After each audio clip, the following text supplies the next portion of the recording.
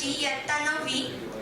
माझा विषय आहे सावित्रीमाई जीवनगाथा. भारतातील पहिल्या महिला शिक्षिका, स्त्री शिक्षणासाठी सारे आयुष्य वेचणाऱ्या थोर समाजसुधारक सावित्रीमाई फुले यांची आज जयंती. त्यानिमित्ताने त्यांना विनम्र अभिवादन. जिच्या हाती पाळण्याची दोरी, जिच्या हाती पाळण्याची दोरी, ती असावी सुशिक्षित, सुविचारी. हा विचार समर्थपणे मांडणाऱ्या ज्ञानज्योती सावित्रीमाई ज्योतिराव फुले म्हणजे जगातील अग्रगण्य क्रांतिकारकांमध्ये गणल्या जाणाऱ्या एक क्रांतिज्योती, भारतीय स्त्रीवादाची जननी, स्त्रीमुक्तीच्या आद्य प्रणेत्या. सावित्रीमाई लहानपणापासूनच अत्यंत धीट व हुशार होत्या. गोऱ्या साहेबांनी भेट म्हणून दिलेलं पुस्तक आपल्याला वाचता येत नाही ह्याचं छोट्या साऊला फार वाईट वाटलं. ती आईल्यासारखी सतावू लागली की मला वाचता येत नाही, मुलींनी शिकू नये, वाचू नये का? आईने तिची समजूत काढली, पण सावित्रीच्या बालमनाचे समाधान होत नव्हते.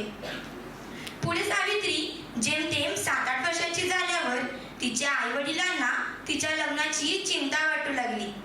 पुण्यात राहत असलेले गोविंदराव फुले यांचे सुपुत्र ज्योतिराव 13 वर्षाचे होते. इसवी सन 1840 या दिवशी ज्योतिराव सावित्रीचे लग्न पार पडले.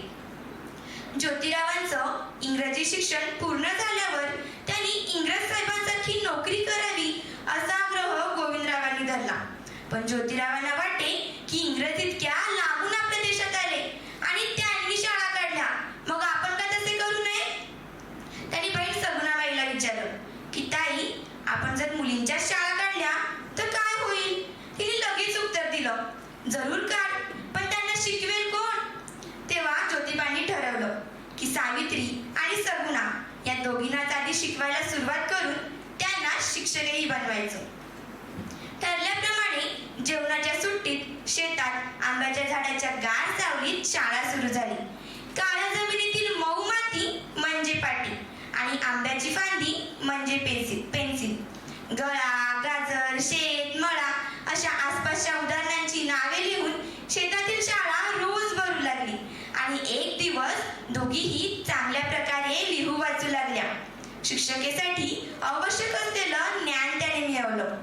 तसेच ज्योतिरावांनी 1848 ला पुण्यात मुलींची पहिली शाळा सुरू केली आणि मग सनातनी विरोध सुरू झाला. लोक चर्चा करू लागले, कलियुग आले, माळ्याच्या पोरानं शाळा काढली, पोरींच्या शाळेत काय तो पुरुष शिकवणार, पोरी आणखी बिघडतील, दुर्गुणी होतील, दुराचारी होतील, महार, मान, चांभार, ढोरपोरी शिकून काय करणार, त्यांना शिकवणार तरी कोण? मग सावित्रीमाई मुलींची शिक्षिका बनून शाळेत शिकवण्यासाठी जाऊ लागल्या. जेव्हा त्या शाळेत जाण्यासाठी घरातून बाहेर पडत तेव्हा त्यांच्या अंगावर एक फाटकी पण नेटनेटकी साडी असे. तसेच दुसरी साडी त्यांना सोबत घेऊन जावी लागत असे, कारण रस्त्यात मुद्दाम उभे असलेले लोक त्यांना शिव्या देत, अंगावर शेण टाकीत, त्यामुळे त्यांची साडी खराब होईल. शाळेत पोचल्यावर खराब साडी बदलून सोबत आणलेली साडी घालून त्या शिकवण्यास सुरुवात करी. सावित्रीमाई ज्योतिराव फुले यांनी 4 वर्षातच एकूण 18 शाळा सुरू केल्या. त्यांनी केलेले अस्पृश्यता निवारणाचे कार्य व शिक्षणाचे कार्य ही एक ऐतिहासिक क्रांतीच होय.